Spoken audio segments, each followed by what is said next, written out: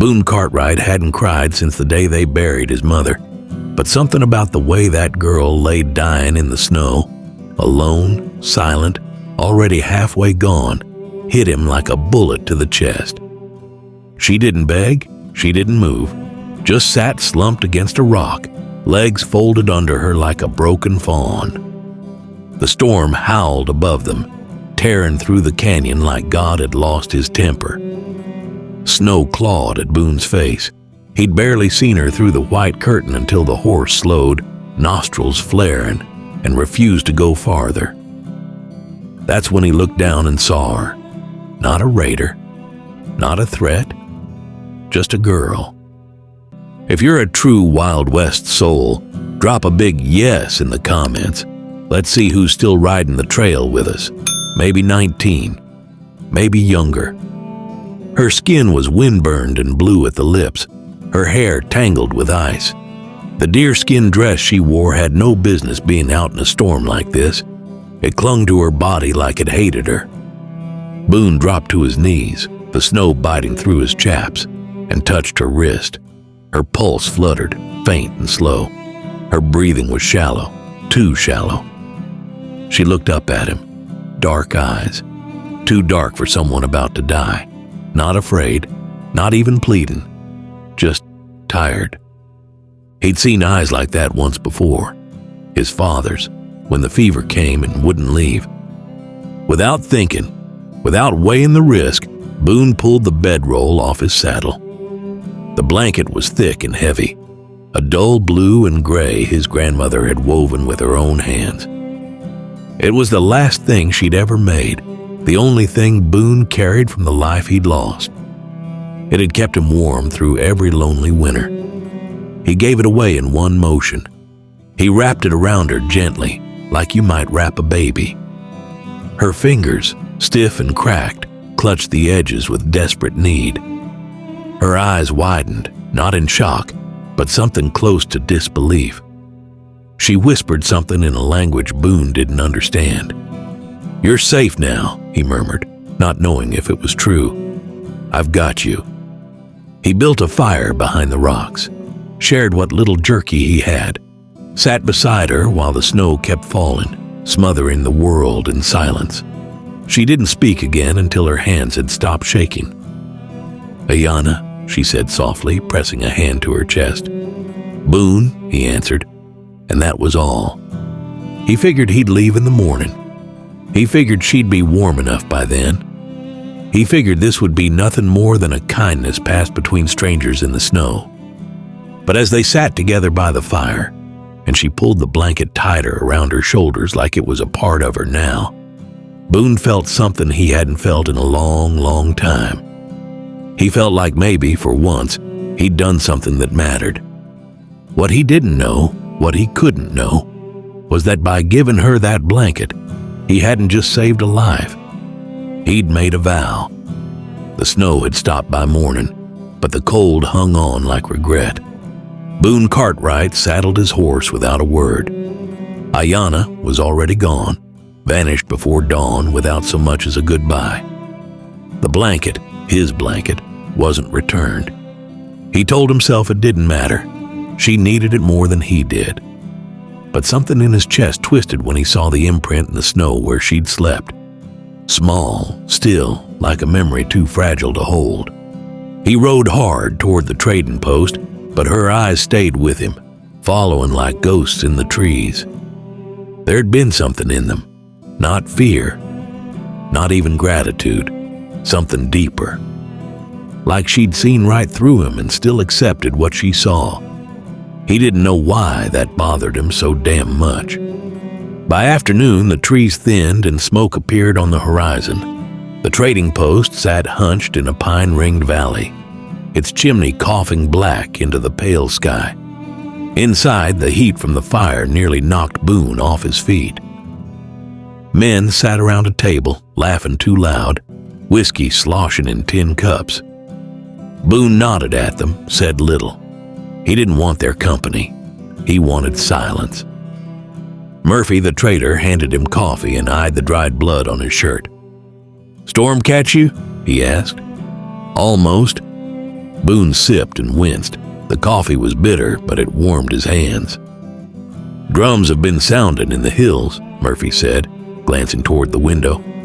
"Apache territory's stirring. Folks are nervous." Boone said nothing. His fingers tightened around the cup. "You see anything out there?" one of the card players asked. A thin man with a scar on his cheek. "Snow, rocks, nothing else." The man snorted. "Word is a hunting party passed through 2 days ago. Took down a wagon train, left no one alive." Someone spat into the brass spittoon. "Savages." Boone stared into his cup, the word ringing in his ears like a church bell out of tune. He remembered Ayana's shivering hands, the way she clutched that blanket like it was hope itself. Whatever those raiders had done, she hadn't been one of them. He knew that in his bones. That night, Boone tried to sleep in the back room Murphy offered him, but the wind had teeth and the fire kept guttering low. Then the drumming began, distant, steady, like a heartbeat buried in the hills. It didn't sound like war, not yet, but it wasn't a song of peace either. It got louder as the night deepened, until Boone sat up in the dark, staring at the wall like he could see through it. The rhythm wasn't random. It had shape, meaning, like words carved in sound. And in the back of his mind, something whispered, "This is for you." He didn't know how he knew that, but he did, and sleep never came again. Dawn came slow and gray, stretching pale fingers across the valley. Boone was already awake, pacing the frozen ground behind the trading post with a cigarette burning low between his fingers. The drums had stopped sometime before sunrise, leaving behind a silence too sharp to trust. The horse snorted and shifted restlessly. Even the birds weren't singing. Murphy stepped out with his rifle in hand, eyes scanning the ridgeline. "Something's out there," he muttered. "Been feeling it all night." They didn't have to wait long. The first rider appeared like a shadow slipping between trees, then another, then 5 more. Apache warriors. They didn't gallop or shout, didn't brandish weapons. They just came, silent, steady, circling the post like the mountains themselves had sent them. Boone stepped forward, unarmed, hands visible. He didn't want this to be a fight, but his gut told him it wasn't. One of the riders dismounted, an older man, tall and lean, with skin like cracked leather and eyes that didn't blink. His clothes were worn but dignified, beadwork on his chest, feathers woven into his braids. A leader, no doubt. The others spread out, forming a loose perimeter around Boone. Then she stepped from behind him, Ayana. She wore the blanket like a mantle, the blue and gray stripes now looking almost regal. Her chin was lifted. Her eyes were steady. But Boone saw something else flicker there. Something like fear, quickly buried. He opened his mouth to speak, but the old man beat him to it. The words came low and rhythmic, like rolling thunder wrapped in a prayer. Boone couldn't understand a syllable, but every sentence felt like a stone being dropped into a still lake. Ayana translated, her voice quiet, controlled. "My grandfather says, you gave me your blanket in the storm." Boone nodded slowly, unsure where this was going. "In our way, that means you claimed me. You offered shelter, warmth, protection. That is not a small thing. That is not done lightly." Boone's pulse slowed to a crawl. "I didn't mean—" She held up her hand gently, silencing him. "He says your intentions don't matter, only your actions." A beat passed. No one moved. The wind curled around them like a living thing. "He says, you are now my husband." It hit Boone like a rifle butt to the chest. His breath caught somewhere between disbelief and dread. The silence around them wasn't threatening. It was waiting. For his response, for his mistake. Ayana's eyes didn't waver. She wasn't asking. She was relaying the truth. The kind of truth you couldn't ride away from. Dawn came slow and gray, stretching pale fingers across the valley. Boone was already awake, pacing the frozen ground behind the trading post with a cigarette burning low between his fingers. The drums had stopped some time before sunrise, leaving behind a silence too sharp to trust. The horse snorted and shifted restlessly. Even the birds weren't singing. Murphy stepped out with his rifle in hand, eyes scanning the ridgeline. "Something's out there," he muttered. "Been feeling it all night." They didn't have to wait long. The first rider appeared like a shadow slipping between trees, then another, then 5 more, Apache warriors. They didn't gallop or shout, didn't brandish weapons. They just came, silent, steady, circling the post like the mountains themselves had sent them. Boone stepped forward, unarmed, hands visible. He didn't want this to be a fight, but his gut told him it wasn't. One of the riders dismounted, an older man, tall and lean, with skin like cracked leather and eyes that didn't blink. His clothes were worn but dignified, beadwork on his chest, feathers woven into his braids. A leader, no doubt.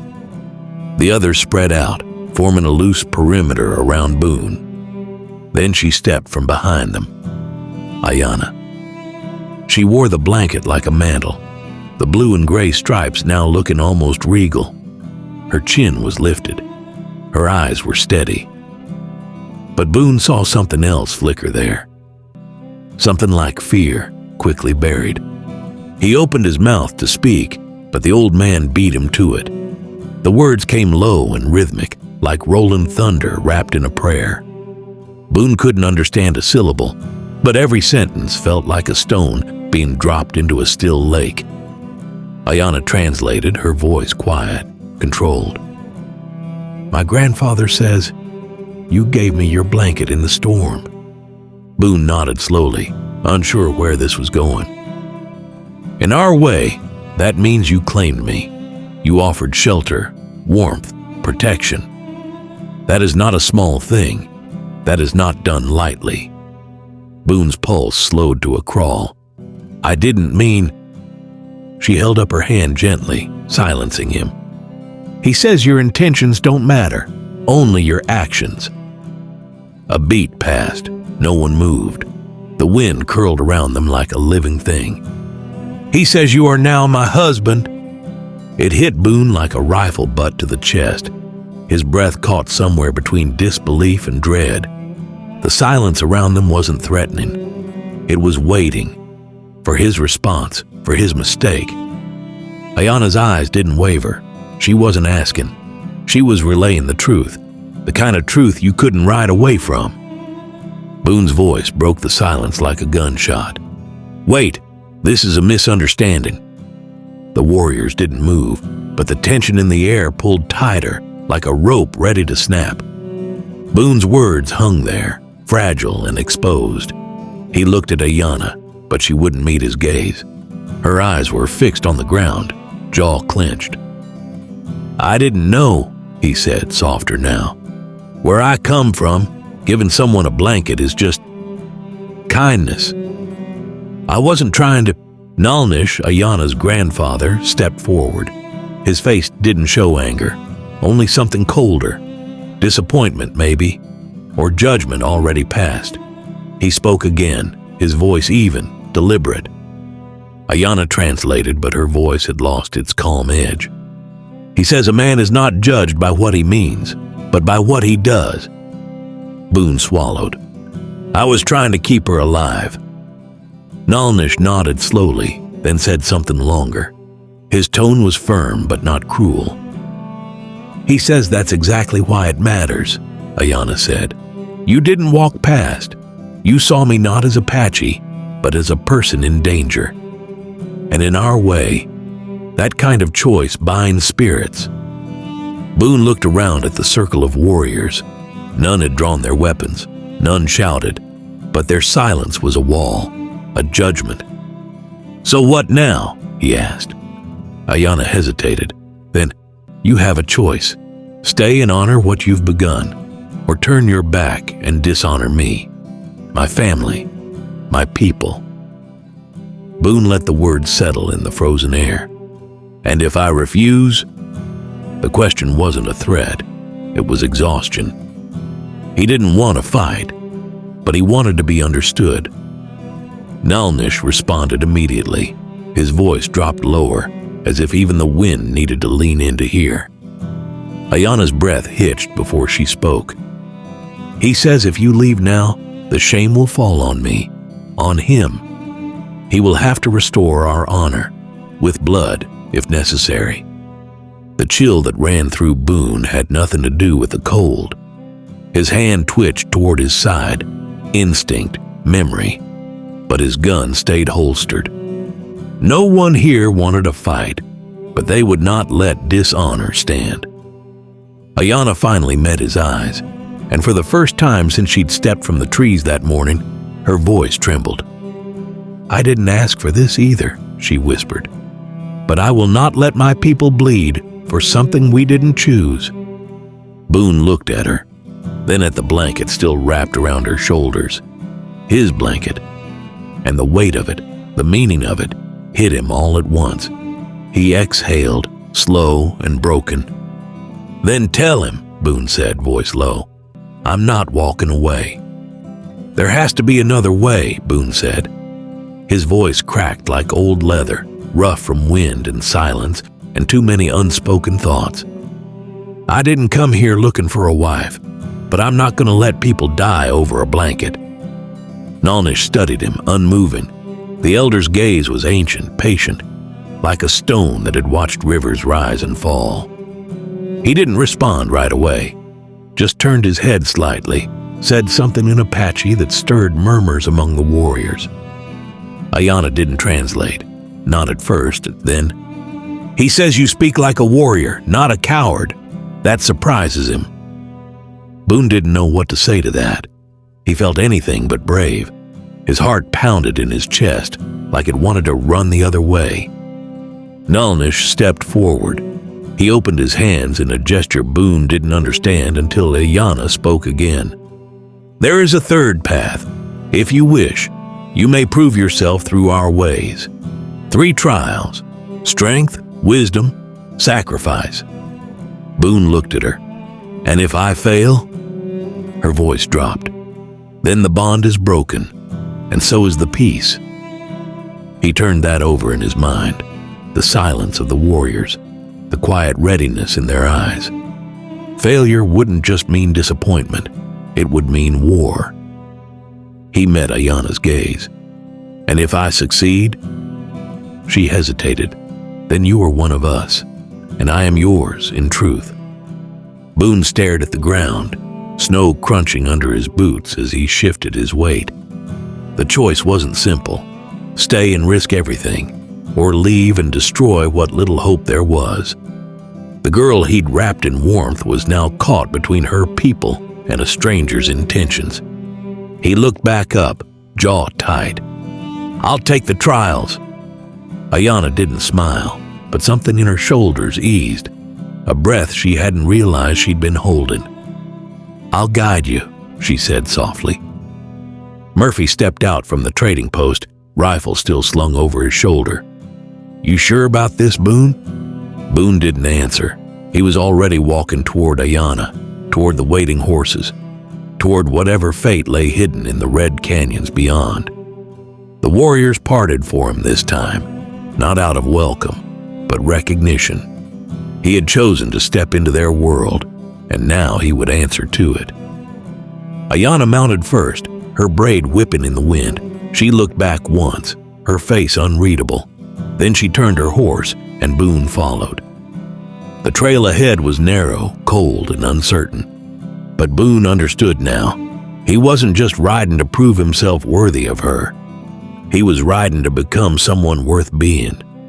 The cliff rose like a wall of bone, jagged and cruel against the pale sky. Boone stood at its base, the hemp rope rough in his bloodied hands. Above him, 60 feet of sheer rock, with only splinters of ledge to break a fall. At the top, somewhere near a crooked outcrop, waited the eagle's nest, his prize if he could reach it. The fire behind him crackled low. Villagers stood in a silent arc, watching, saying nothing, not mocking, just waiting to see if he'd fail. Ayanna was near the edge, her arms wrapped around her waist, face unreadable. Boone met her eyes once. She didn't nod, didn't smile. But her stare held something solid, something that said, "Don't fall." He started climbing. At first, the rope held firm. His shoulders burned, but he'd known harder labor, digging post holes through clay, hauling fence wire through prairie wind. The rocks scraped his boots and tore at his knuckles, but he moved steadily upward, breath hissing through his teeth. Halfway up, the wind picked up. A gust slammed into him like a shove. The rock crumbled under his foot. For one heart-stopping second, he hung in midair, legs dangling over nothing. A gasp rippled from below. He bit down on panic. One hand at a time, one prayer at a time, he pulled himself back in. Near the top, he saw it. A mess of twisted sticks and feathers wedged into a narrow crevice, the nest. But before he could reach it, a shriek cut the air. The eagle exploded from the shadows, wings wide as wagon wheels, eyes blazing. It struck without hesitation. Its talons tore across his shoulder, hot pain blooming through his shirt. He nearly lost his grip. Boone pressed himself flat, panting, blood running down his side. The eagle hovered, watching, deciding if he was predator or prey. Boone didn't move, didn't challenge. Slowly, the bird settled on a ledge above, still watching, always watching. He reached into the nest, careful, fingers trembling. The feather lay caught in the thorns, long, golden, perfect. He slid it free and held it in his fist like a torch. The descent was agony. His muscles screamed, his vision blurred, but he never let go of the feather. When he dropped to the ground at last, knees buckling in the dust, no one moved. Then Nalnish stepped forward and took the feather from his hand. He examined it, spoke 3 short words. Ayanna's voice was quiet but proud. "He says the eagle fought you, but you did not yield. The first trial is complete." Boone looked up through sweat and blood, and for the first time since he'd arrived, he saw respect in their eyes. The ancestor stone was older than memory, smoothed by wind and worn fingers, carved with symbols that danced in the flicker of firelight. Boone sat cross-legged before it, blood drying on his shoulder, muscles still trembling from the climb. Around him, the circle had reformed, villagers leaning in, waiting, judging. Above them, the night held its breath. He had no map for this, no language to lean on, no legends to guide him.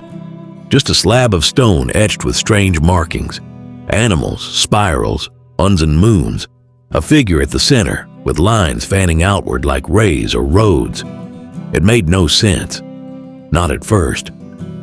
Ayanna knelt beside him only long enough to whisper, "You must solve the riddle before the fire burns to ash. No help. If you fail, the trials end." Then she stood and joined her people, no softness in her face now. This was law, not love. Boone wiped the sweat from his brow. The flames crackled behind him. He stared at the stone. The spiral pulled his eye first, concentric rings like a whirlpool or a cycle. Seasons, maybe. Then the animals, eagle, bear, snake. Familiar shapes, but their meaning escaped him. He glanced at the fire, already smaller, time slipping away. He closed his eyes, thought back to that moment in the snow.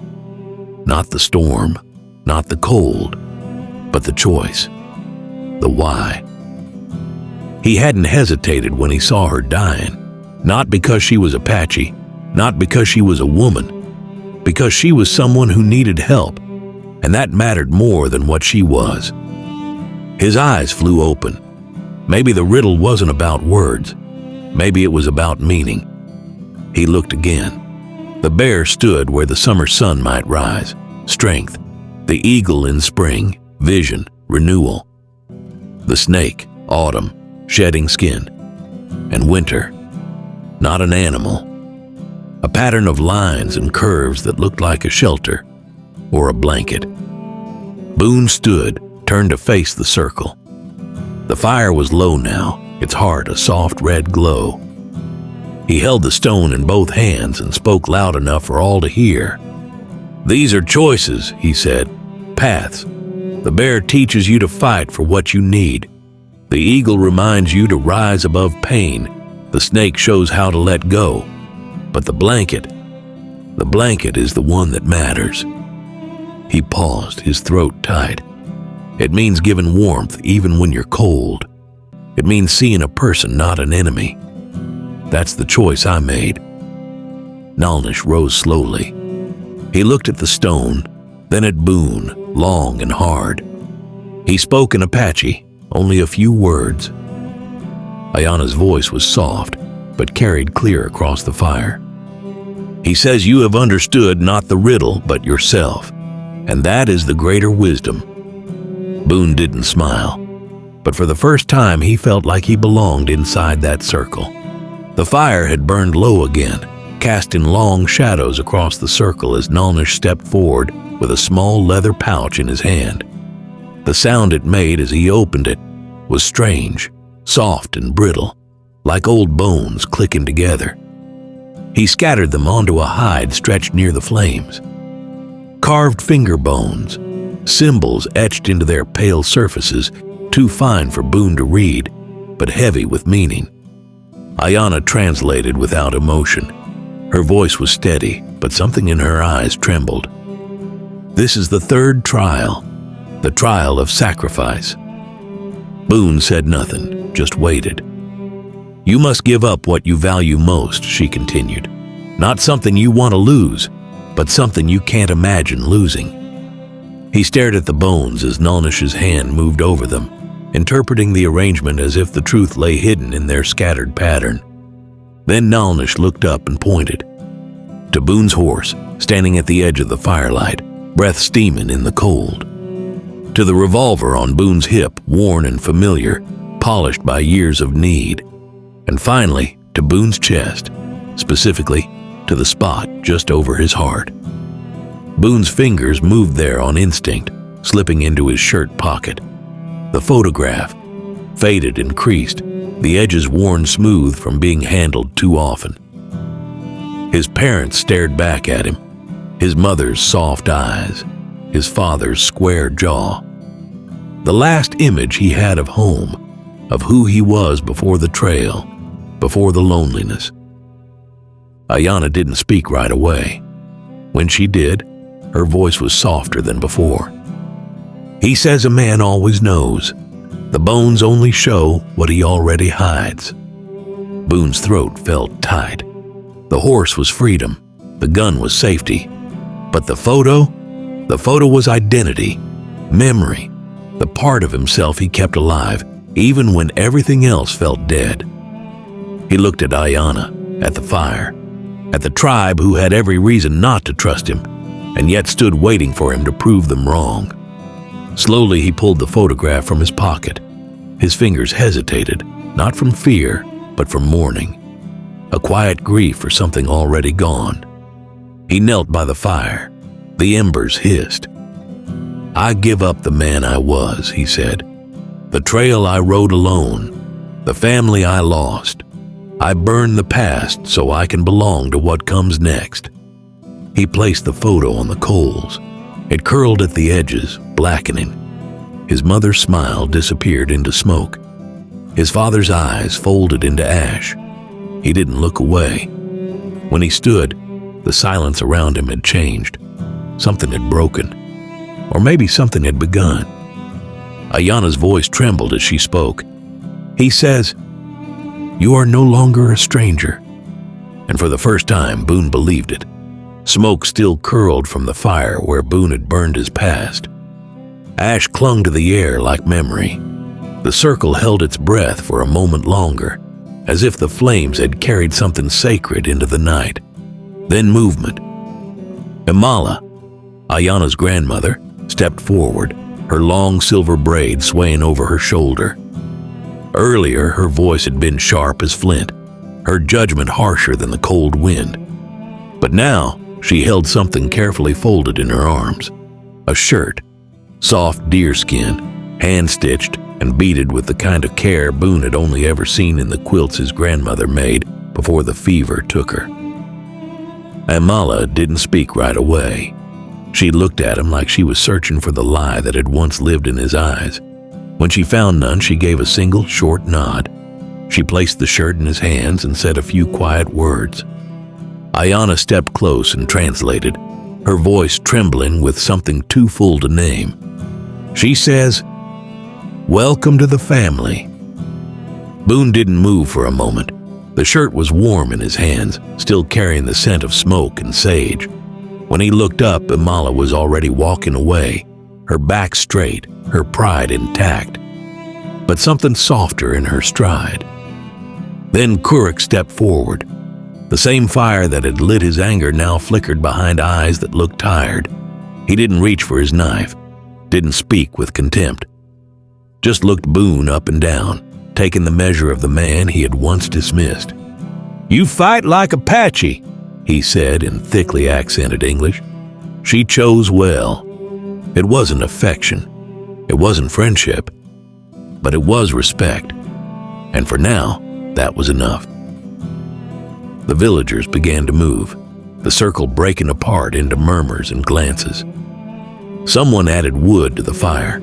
Children reappeared at the edges, whispering behind their hands, eyes wide. Ayana stood a step away, her hands clasped in front of her.